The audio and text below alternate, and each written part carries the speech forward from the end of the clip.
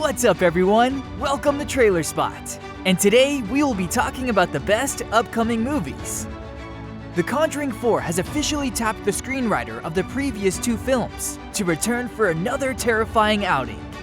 Although the Conjuring universe has expanded to include films following such other supernatural threats as Annabelle and its two follow-up films, The Nun and its upcoming sequel, and The Curse of La Llorona, the core series is still going strong after debuting in 2013 with James Wan's The Conjuring, which was a massive hit, making $319.5 million off a budget of $20 million.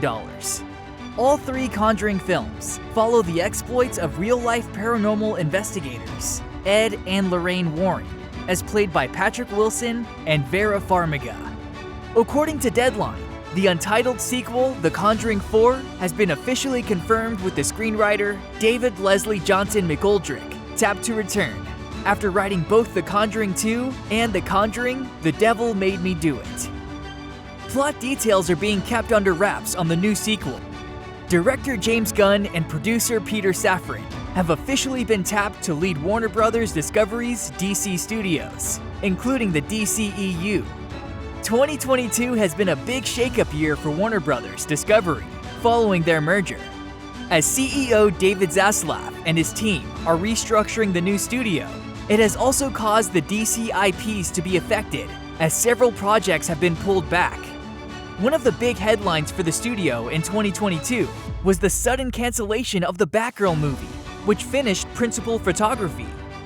The new regime also scraped other DC projects that were in development, including Wonder Twins and Strange Adventures.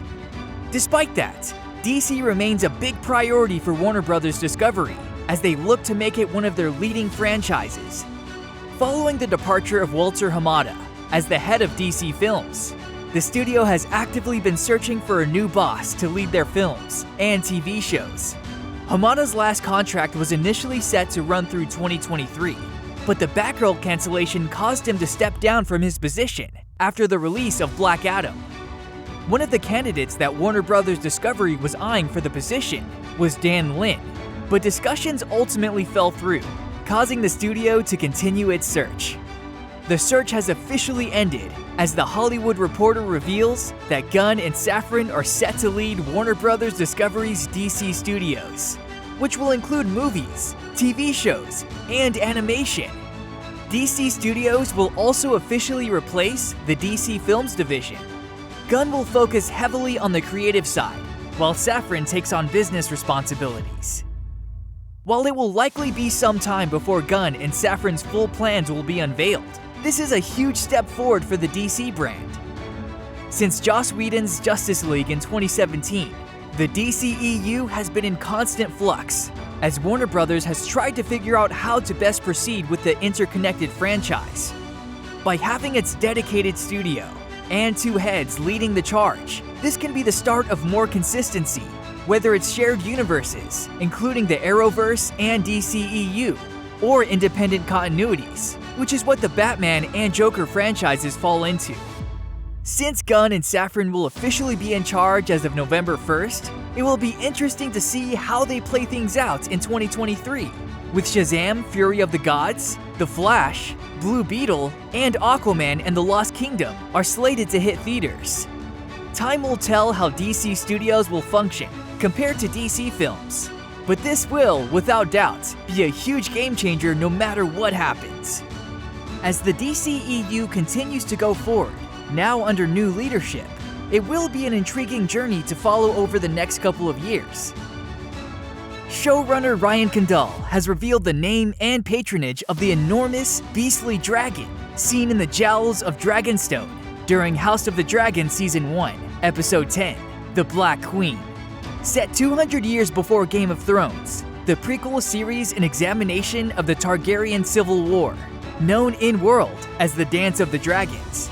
House of the Dragon features many of the familiar names of its predecessor and packed all the fantasy action, betrayals, and mystical beasts beloved by fans into its inaugural season. Given the show's focus on Westeros' dragon-riding family, the Targaryens, there is significant screen time allotted to the flying, fire-breathing beasts. The Targaryens and their children are born with an innate sense for dragon riding, and each offspring becomes bonded to a dragon in time. The dragons, Westeros' equivalent of a nuclear weapon, are the Targaryen family's most empowering asset, comparable to the Lannisters' immense wealth, or the Stark sense of duty and fairness in Game of Thrones. House of the Dragon Season 1 concludes with 2 warring factions of Targaryens, each equipped with a cohort of dragons of varying size and strength. During an interview with Variety, Condal identifies the fearsome dragon visited by Daemon Targaryen in House of the Dragon Season 1, Episode 10. Condal said that it is one of the unclaimed dragons that lives in the Dragonmont, Vermithor, the Bronze Fury, King Jaehaerys' dragon, the king that we saw in the opening of the first episode, the king that passes on his succession to Viserys. Vermithor is one of the most iconic dragons in the franchise's lore, and flies as one of the largest dragons in Westeros history. Having belonged to the mighty King Jaehaerys, Vermithor has the distinction of being a dragon of the crown. The beast is about 100 years old during the Dance of the Dragons, and has been riderless since King Jaehaerys' death, decades prior. There's no telling how its tolerance for people or discipline has evolved during its years in solitude. Following his Black Adam cameo, Henry always belonged on the big screen. And even though it's exciting to see the DCEU expand with new heroes and villains, the franchise needs the hero that made the DC world possible. Hopefully, after the positive reception from his appearance in Black Adam, it won't be too long until the DCU sees Cavill back as Superman. A Silver Surfer solo project is reportedly in the works at Marvel Studios, and is being planned to release before the Marvel Cinematic Universe's Fantastic Four. According to the Cosmic Circus, Marvel is developing a Silver Surfer solo project in Disney Plus's special presentation format. The project will feature Norrin Radd, aka Silver Surfer, working for Galactus in the far corners of the cosmos. Radd will reportedly not be on Earth in the special presentation, nor will any previously established Marvel Cinematic Universe cosmic characters appear. However, Marvel is reportedly planning for this Silver Surfer project to be released ahead of Fantastic Four, suggesting the Disney Plus special and film might be linked. In the comics, Radd was an astronomer from the planet Zen-La. He saved his homeworld from the planet Devourer, Galactus, by agreeing to serve as the cosmic entity's herald. Galactus transformed Radd into the Silver Surfer and tasked him with seeking out new worlds to be devoured. As the Silver Surfer, Radd is powerful enough to destroy planets and solar systems, and served as an antagonist in several Fantastic Four stories. Since the upcoming Fantastic Four movie is currently set to premiere in February 2025, audiences can expect a Silver Surfer Disney Plus special to release in either late 2024 or early 2025. Rumors have been circulating about the highly anticipated debut of the Fantastic Four in the MCU, which will be helmed by WandaVision director Matt Shakman. No casting information has yet been released, though several actors have been reported to be in the running for Marvel's famous comic book family. Earlier this year, Lionsgate and Twisted Pictures announced that the Saw franchise isn't done yet, revealing that a 10th installment of the horror franchise is coming next year.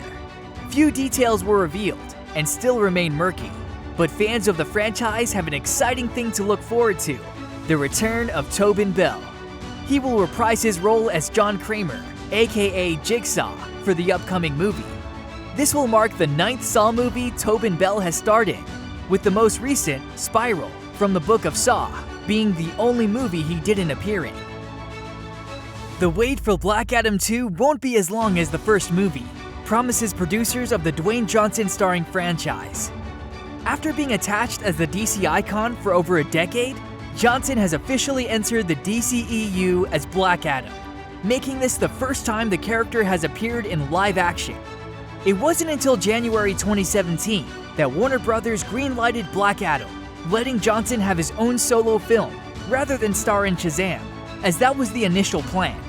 As of this week, Black Adam has finally opened in theaters, telling the tragic backstory of Teth Adam, a Kahndaq slave who is granted godlike abilities and becomes one of the DCEU's primary anti-heroes. Black Adam explored Johnson's titular character, being freed from his 5,000-year-long imprisonment as he awakens in modern times, discovering what has happened to his home, Kahndaq. While going after Sabbac and the Intergang organization, Black Adam also faced some traditional superheroes in the form of the Justice Society of America. The DCEU installment also concluded with Henry Cavill returning to the DCEU as Superman, teasing a big battle against Black Adam in a future storyline. While Black Adam is now playing in theaters worldwide, to say that it was a long wait is an understatement, as it was stuck in development hell for a few years until principal photography began in 2021. If Black Adam 2 ends up happening, the creative team aims to get the film out a lot sooner than they did with the first installment. In a new interview with Comic Book, Black Adam producers Hiram Garcia and Beau Flynn spoke about the prospects of a sequel in the coming years. While aware that the first installment took a long time to put together, both producers assured that Black Adam 2 would be made a lot faster, even though they didn't give away any plot details for Black Adam 2. Thanks for watching. Catch you in the next video.